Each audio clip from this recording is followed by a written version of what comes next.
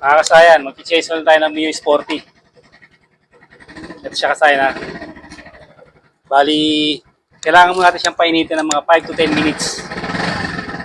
Kasi kasayan, ang langis ng ating motor ay malapot pag malamig. Kaya kailangan natin siyang painitin 5 to 10 minutes para lumabnaw yung langis niya. Pag mainit na yung langis, lumalabnaw siya. Mas madali siyang tumulo. Mas madaling pumatak. 5 to 10 minutes, pag init na natin yon, pwede nating i-change oil. Gagamit lang tayo ng 12 mm socket. Tapos ang gagamitin natin dito ay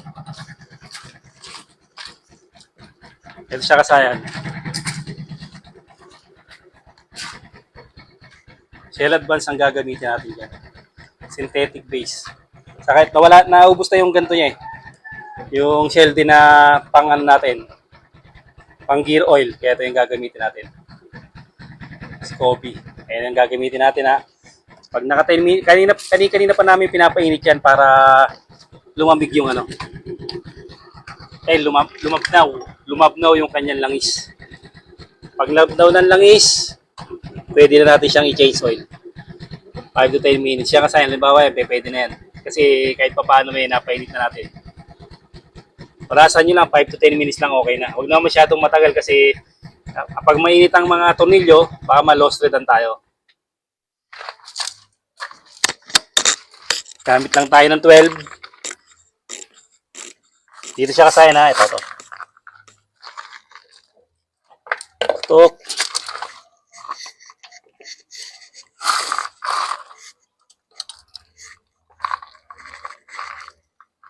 Paluwag lang, paluwag.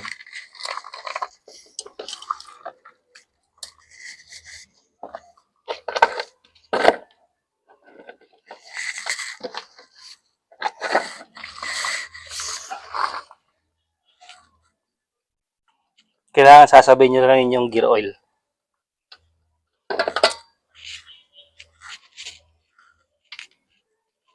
Ito ang ating bagong alaga, Mio Sporty 2019 model. Tapos gear oil, ito naman sa kabila.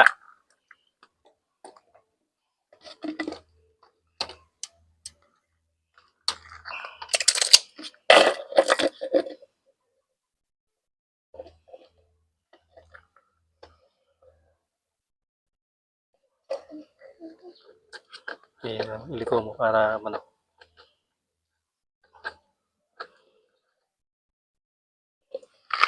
Ito na siya. Pangit na ng kulay ng kanyang gear oil.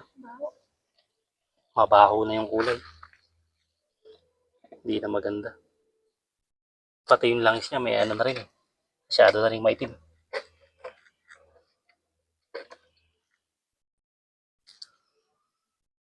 Papansinin nyo kasi yung kulay ng gear oil o hindi dapat ganyan ang kulay ng gear oil. Sunog na yan eh.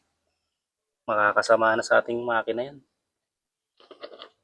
Huwag natin titiprin yung ating change oil. Tsaka gear oil kasi yan ang buhay ng makina. Ang pangit na ng langis niya. Ito dapat pagka nagpalit dapat tayo ng gear oil, dapat puti pa yan. Kasi ito, nabili lang natin itong motor na to. Oh. Pangit na yan. Sunog na masyado yung langis. Ito, ganun din. Masyado na rin matagal din nag-change oil. Oh.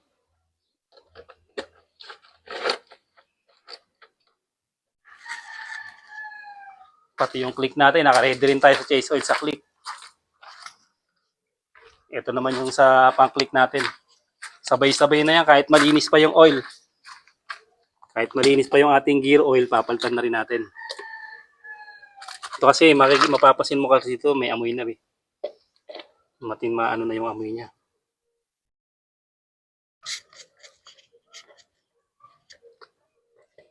Ito lang kasahin kasimple ha. Yan lang yung yung parehas 12 lang yung gagamitin natin. Pag tumulo na siya ng mabuti, papalitan natin. Balikan namin kayo pag tumulo na siya mabuti. Yan ang kasahin, natanggalan natin yung mga tornilyo, naibalik na natin yung dati. Ito, kaya yan, natanggal na natin Pinunasan yung kaya nating punasan lang natin ng malinis na basahan. Ayan siya, tapos gagamitan natin ng imbudo. Yan, nabakan mo yung ano natin, dahon natin. Yung isa kasi may tulis yun eh.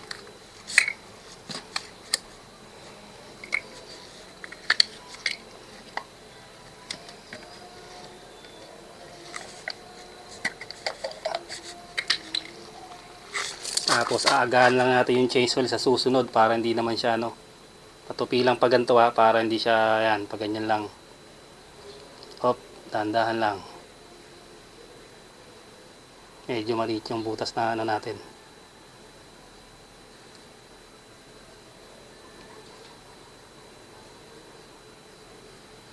Masyadong pasok, medyo layan natin konti. Yan, ganito lang.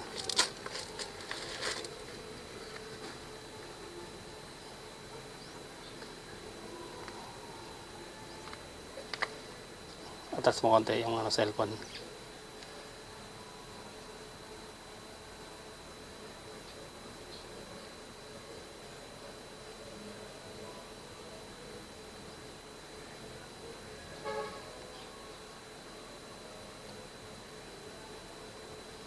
Bali, ito kasi 800 lang to ha. May nakalagay naman dyan.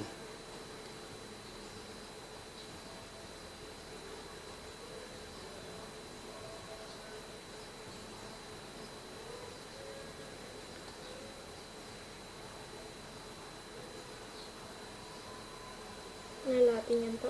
Lahat to 800 lang siya. Tilipin mo doon, baka mamaya tumatapon.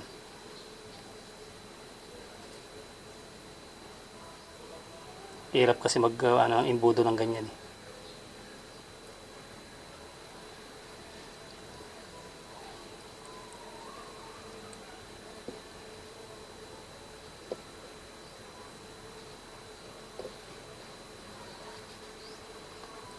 Lahat-lahat lang naman pag 800. Kasi pag 1,000 ang nabili mo, magano ka pa. Nakalagay ng mga sign sa pinakaano niya ba? Okay, alisin mo na yan. Ito kasi nakalagay naman oh. 800. Kaya ano, huwag yung lalagay na 1,000 yung ano, langis. Kasi sira yung mga oil seal natin. Tapos dito higpitan nyo ha, tamang higpit lang.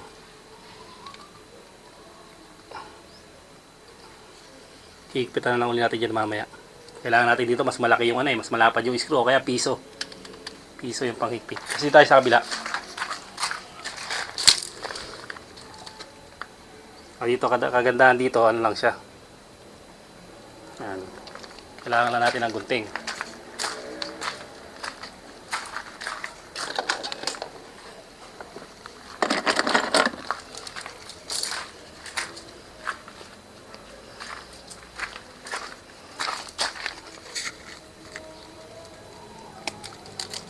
Dito lang siya. Oh.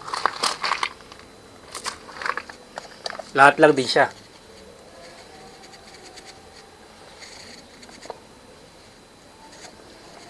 Tapos susunod aagahan natin yung change oil.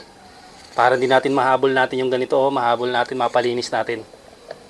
Kumbaga susunod mas maagang change oil. Kailangan gumanda yung langis niya.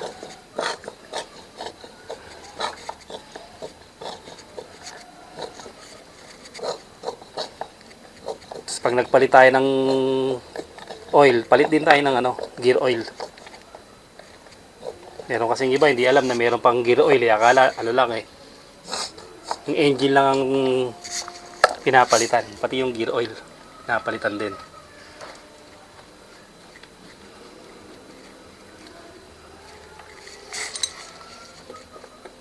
Ganun lang kasayan yung pag-chase oil dito sa ating Mio Sporty.